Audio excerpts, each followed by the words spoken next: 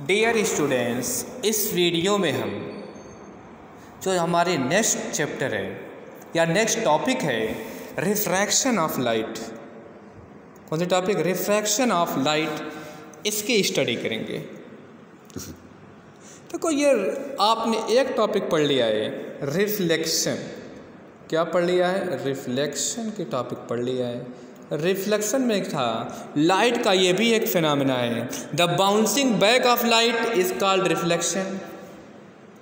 लेकिन रिफ्रैक्शन जो है लाइट का बेंड हो जाना, लाइट का अपने पास से डेविएट हो जाना, अपने पास से मुड़ जाना, यही कहलाता है रिफ्रैक्शन ऑफ लाइट। ये आप कहाँ बेटा देखे होगे? अगर तुम ग्लास में पानी ले लो, शीशे के गिलास में, उसमें पेंसिल को डालो तो बेटा वो तुमको क्या दिखेगी? वो दिखेगी कि बेंड हुई है। ठीक है, उसको क्या हो जाएगी? लगता है कि बेंड हो गई है, ऐसा दिखेगा। उसी का नाम है रिफ्रैक्शन ऑफ लाइट। देख लो बेटा ये पेंसिल, क्या देख रहे हो इस फिगर में?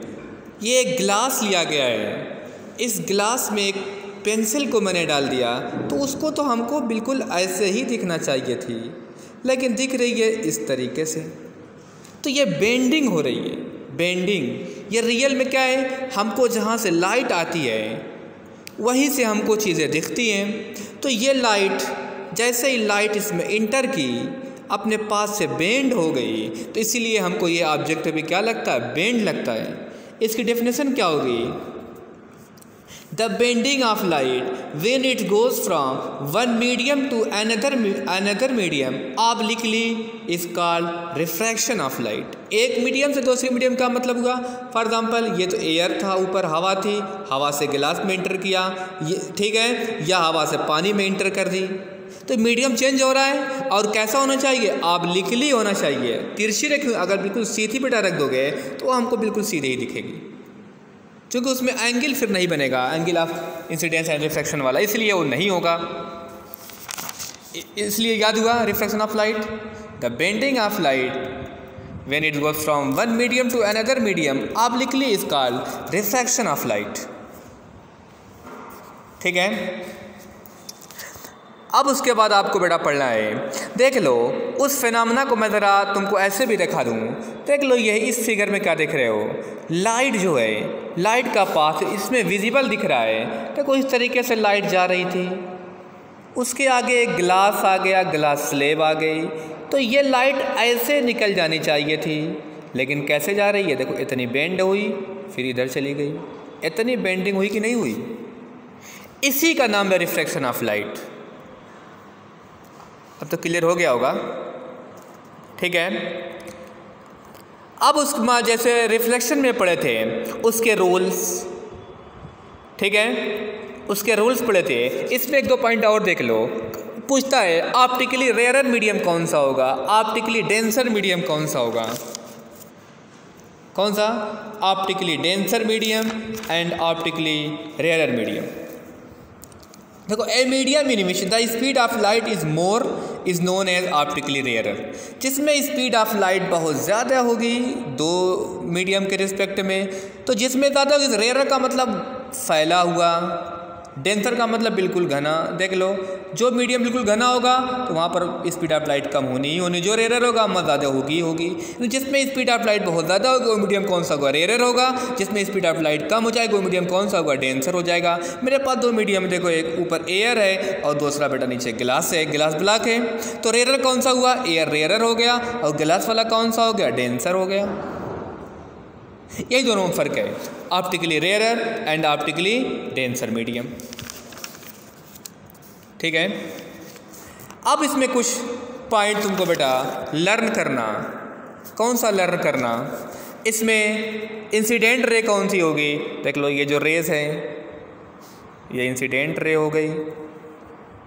अगर ये रिफ्लेक्शन होता तो ये रिफ्लेक्टेड रे होती, लेकिन यहाँ तो रिफ्लेक्शन हो नहीं रहा है, बल्कि क्या हो रहा है? रिफ्रैक्टेड हो रहा है। तो देख लो जब रिफ्रैक्टेड हो रहा है तो इस तरीके से तो ये कौन सी रे हो जाएगी? रिफ्रैक्टेड रे।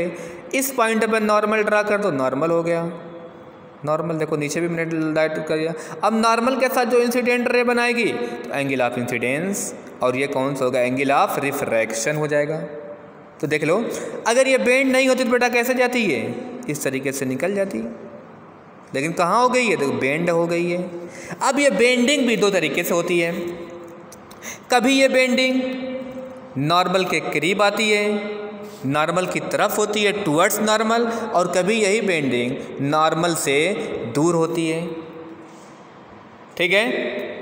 अब इसमें दो चीज़ें, when a ray is going from rarer to denser it bends towards normal, यानी कि रेयरर से जब डेंसर में जाएगी तो नॉर्मल की तरफ बेंड हो जाएगी। क्या मतलब वह फिगर बताता हूँ, देखो ये रेस बेटा ऐसे जा रही थी, अगर बेंड नहीं होती तो किधर जाती, देखो ये सीधे निकल जाती इस तरीके से। लेकिन ये रेयरर मीडियम है और ये कौन सा है, डेंसर है। तो यहाँ पर क्या देख रहे हैं, ये जा रही थी तो किधर बेंड हो गई, देखो नॉर्मल की तरफ हुई कि नहीं हुई, ये नॉर्मल था, नॉर्मल की तरफ आ गई। कब ऐसा हुआ, जब रेयरर से डेंसर की तरफ आएगी तो टुवर्ड्स नॉर्मल होगा। अब यही मीडियम मैं उल्टा कर दूँ, ऊपर कौन सा कर दूँ, डेंसर, नीचे रेयरर कर दूँ, तो मान लो ये नॉर्मल हमने ड्रा किया, ये आपका नॉर्मल है, एक रेयर ऐसे जा रही थी, अगर बेंड नहीं तो कैसे निकल जाती, इस तरीके से निकल जाती। लेकिन ये रेयर है तो किधर जाएगी, नॉर्मल से दूर, यानी ओरिजिनल पाथ से ऐसे चली जाएगी। नॉर्मल से यानी कि ओरिजिनल क्या हो गई, नॉर्मल से दूर हो गई, और टुवर्ड्स नॉर्मल का मतलब अपने ओरिजिनल पाथ से नॉर्मल की तरफ बेंड हो गई। यही है, यानी कि जब रेज डेंसर से रेयरर आएगी तो नॉर्मल से दूर जाएगी, और जब रेयरर से डेंसर में आएगी तो नॉर्मल की तरफ बेंड्स हो जाएगी। ठीक है। अब लॉज ऑफ रिफ्रैक्शन की मैं बात करता हूँ, इसके भी टू रूल्स हैं। लॉज ऑफ जो रिफ्रैक्शन है तो इसके भी टू रूल्स हैं। कितने रूल्स, टू रूल्स। जैसे वहाँ पर कौन सा था, रेज का था, दूसरा एंगल का था, यहाँ भी एक रेज का है, दूसरा एंगल का। पहला रूल क्या है, the incident ray, the refracted ray and the normal at the point of incidence all lie in the same plane. कौन सी रे मैंने नाम लिया, the incident ray, refracted ray and normal all lie in the same plane. यानी कि ए ओ कौन सी है, incident ray, और बेटा ओ बी आपके कौन सी है, रिफ्रैक्टेड रे, ओ एन कौन सी है, नॉर्मल। ये इसी प्लेन ऑफ पेपर पर ही क्या करती हैं, तीनों लाई करती हैं। ठीक है। और दूसरा जो है एंगल वाला है, वहाँ पर क्या था, angle i is equal to angle r था। यहाँ पर बेटा ये खुद देख रहे हो सेम एंगल नहीं है, कभी नॉर्मल की तरफ बेंड होती है, कभी दूर हो जाती है, इसका मतलब कि सेम एंगल नहीं होगा। तो इस फील्ड में स्नेल्स ने 1621 में उसी को एक लॉ बनाया, इसलिए इसका जो सेकंड लॉ है इसका दूसरा नाम स्नेल्स लॉ भी है। कौन सा लॉ, ये भी याद कर लो, कौन सा लॉ, स्नेल्स लॉ, 1621 ने बनाया था। इन्होंने क्या बताया, एंगल लेना है लेकिन रेशियो से एंगल लेना है। कौन सा लेना है, इन्होंने बताया sine of angle of incidence to the sine of angle of refraction is equal to constant, या सिंपल लिखना है तो सीधे से क्या ले सकते हैं, sine i upon sine r is equal to क्या हो जाएगा आपका, कांस्टेंट हो जाएगा। इस कांस्टेंट का नाम है, किसी बुक में एनसीईआरटी में बुक एन यूज़ करता है और किसी में म्यू भी यूज़ करता है, तुम जो चाहे कांस्टेंट यूज़ करो। इस कांस्टेंट का भी नाम है refractive index, where mu is equal to या n is equal to constant, क्या नाम है, रिफ्रैक्टिव इंडेक्स। अब ज़रा देखो refractive index, refractive index, refractive index क्या होता है, इंडेक्स मीन्स होता है सूचना देने वाला, सूचक यानी बताने वाला, यानी कि एक ऐसा इंडेक्स, एक ऐसा नंबर जो रिफ्रैक्शन की सूचना दे, यानी कितनी बेंडिंग हो रही है उसकी इंफॉर्मेशन दे दे, उसी का क्या नाम पड़ेगा, refractive index, the refractive index. ठीक है। रिफ्रैक्टिव इंडेक्स को डिफाइन कर सकते हैं, the refractive index of a medium gives an indication of light bending ability of that medium. ठीक है, रिफ्रैक्टिव इंडेक्स। यहाँ तक मैंने ऑनलाइन क्लास लिया था, यहाँ तक वीडियो भी बना दिया, अब उसके बाद नेक्स्ट में।